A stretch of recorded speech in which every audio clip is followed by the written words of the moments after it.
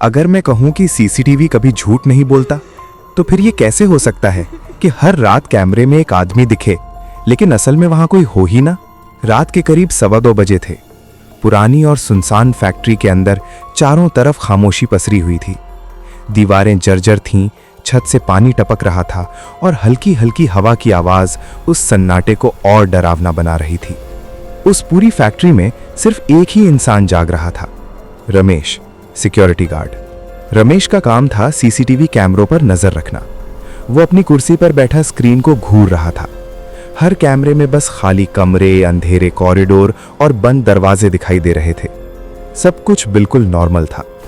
तभी अचानक camera number 7 की स्क्रीन हल्की सी झिलमिलाई। रमेश ने ध्यान से देखा और उसका दिल एकदम से रुक सा गया। कॉरिडोर के बीचों बीच एक काला सा साया धीरे धीरे चल रहा था। उसका कोई चेहरा नहीं था, कोई आवाज नहीं थी, बस एक चलता हुआ अंधेरा। रमेश ने आंखें मलकर फिर देखा, लेकिन इस बार भी वही साया वहां था। उसने तुरंत अपनी टॉर्च उठाई और उस जगह की तरफ बढ़ने लगा। हर कदम के साथ उसका डर बढ़ता जा रहा था। दिल इतनी जोर से धड़क रहा था जैसे अभी बाहर आ जाएगा। जब वो उस कॉरिडोर में पहुंचा तो वहां कुछ भी नहीं था, न कोई साया, न कोई इंसान, बस खाली अंधेरा। रमेश को लगा शायद उसे भ्रम हुआ है। वो वापस अपने सीसीटीवी रूम में आ गया। लेकिन अगली रात फिर वही हुआ। ठीक 2:15 बजे कैमरा नंबर 7 फिर से झिलमिलाया और इस बार वो साया पहले से भी ज्यादा साफ दिख रहा था, धीरे धीरे चलता हुआ। फिर अचानक वो कैमरे के सामने रुक गया। रमेश की सांसें थम गईं और फिर उस साये ने धीरे धीरे अपना सिर घुमाया, जैसे वो सीधे स्क्रीन के अंदर से रमेश को देख रहा हो। रमेश के हाथ कांपने लगे। उसने तुरंत रिकॉर्डिंग चेक करने का फैसला किया। जब उसने फुटेज रिवाइंड की तो उसकी आंखें फटी की फटी रह गईं।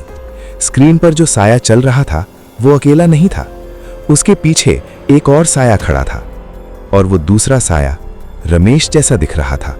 अब रमेश पूरी तरह डर चुका था, लेकिन उसने हिम्मत नहीं हारी। उसने सोचा आज सच्चाई पता करके रहेगा। अगली रात वो पहले से तैयार था। जैसे ही 2:15 बजे कैमरा नंबर 7 ऑन हुआ, इस बार साया कॉरिडोर में नहीं था, वो कैमरा रूम के दरवाजे के बाहर खड़ा था।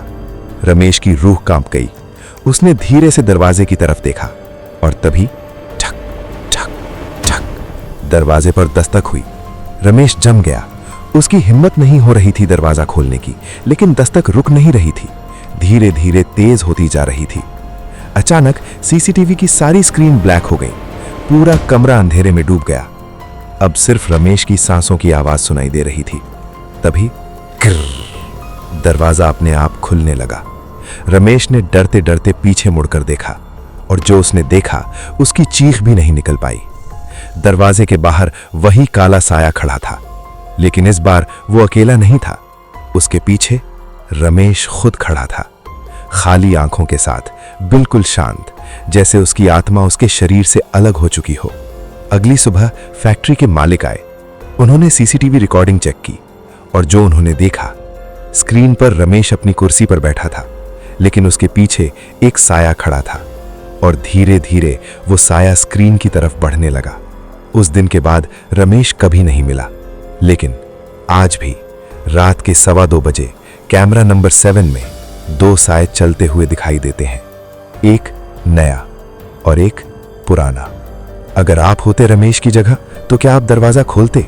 ऐसे ही मजेदार और डरावना भूतिया कहानी सुनने के लिए चैनल को सब्सक्राइब जरूर करें।